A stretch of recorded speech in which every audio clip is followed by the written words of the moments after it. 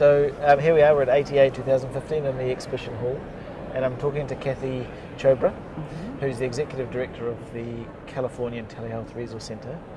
Kathy, we had a great visit to your place the other day and we're very impressed, and we're, as you know, fledgling in our efforts to have a resource centre.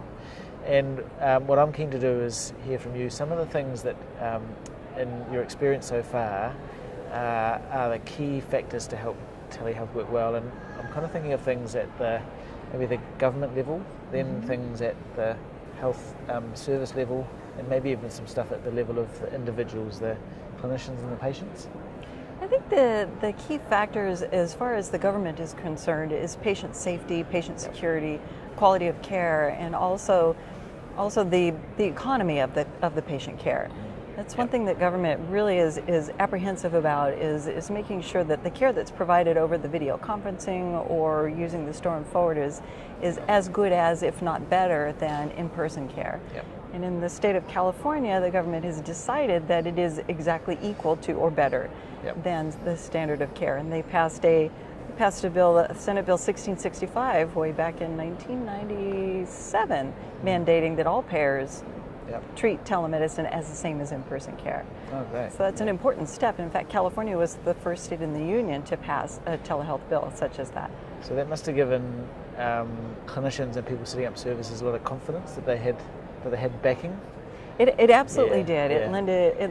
It lended a lot of credibility to telehealth, and it helped us as folks in the industry and as the resource center be able to go out and proliferate telehealth throughout the state a little bit faster than our normal plan.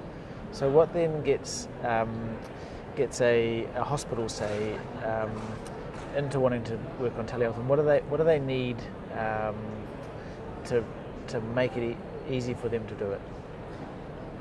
Well, that's a complex question. I think the motivation for hospitals to want to participate in telehealth is twofold. One is the outreach. That it broadens their catchment area beyond the driving distance that it would take a patient to drive to the hospital. And in California, you can reach the entire state rather than 50-mile radius. And that, for the surgeons, it helps them to get more surgeries, the high-level surgeries, into the hospital. It keeps them busy, and teaching hospitals love telehealth because it brings the more difficult cases into the system. Sure.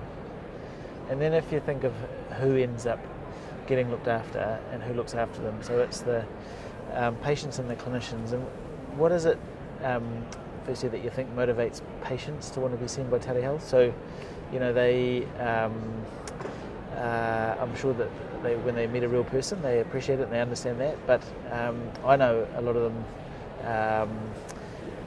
don't mind being seen by telehealth. What is it about it that's good for patients? Well, patients love telehealth.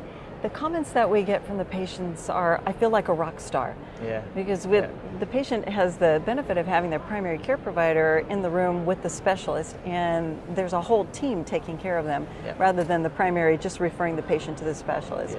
The other thing is the patients get access to better quality of care that's oftentimes in rural California, it's in their own community, they don't have access to those specialists.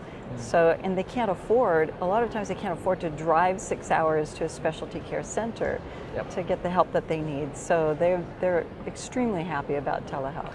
Yeah, I guess what's often not obvious to clinicians is the investment that patients make in actually getting seen. And I always imagine that some doctors think that patients live in the waiting room, because whenever they open the door, there's another patient, the next patient on the list, and so recognising what they put in and what you can actually then save them from having to put in is great. But why do clinicians want to do it? Why do the people that you deal with come to you and say, I want to work like this? Clinicians want to do it for almost the same reason that the patients do. It's the access to the care. We were at several clinics in an urban area such as this in Los Angeles, and we were asking them, what is your wait time for psychiatry care? And they said, there is no wait time. I thought, great, you're getting access to psychiatrists. They said, no psychiatrist will see our patients, so we don't refer anymore, so there's no wait time. And in other specialties, neurology and endocrinology, dermatology, the wait time is between 6 months to a year. And that's not providing good patient care.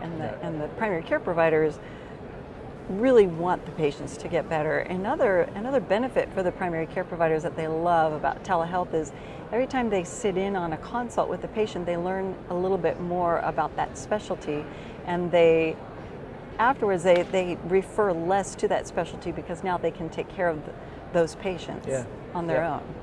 So they get involved, I suppose, almost in a wee network, a little mini network, don't they, with a specialist primary care doctor or a GP and the patient, and then that gets really efficient. Yes. Yeah. Very efficient. So the last question, and the easiest one, is how do we in New Zealand get everyone working by telehealth? That is the easiest one, isn't it? No, yeah. So in New Zealand, we're trying to make sure that people aren't tied into any particular silo because of their choice of network provider or equipment provider, and we're also trying to make sure that there's lots of opportunity for telehealth businesses to flourish, but that whatever work is done in a safe and secure way. And so we've got an organisation in New Zealand called Connected Health, which is a government-run way of connecting networks safely and securely. And it seemed to me to have some corollaries with the California Telehealth Network, which you mentioned. Mm-hmm. But can you just remind me again of what the Telehealth Network does over here? Well, the California Telehealth Network came together I can't remember how many years ago, about 5 or 6 years ago, with a grant from the Federal Communications Commission. Yep. And they are subsidizing broadband throughout the state of California for rural health systems and hospitals and clinics. Okay. And so what that does is it allows these smaller clinics to get the same quality bandwidth as the clinics in larger cities and pay the same price.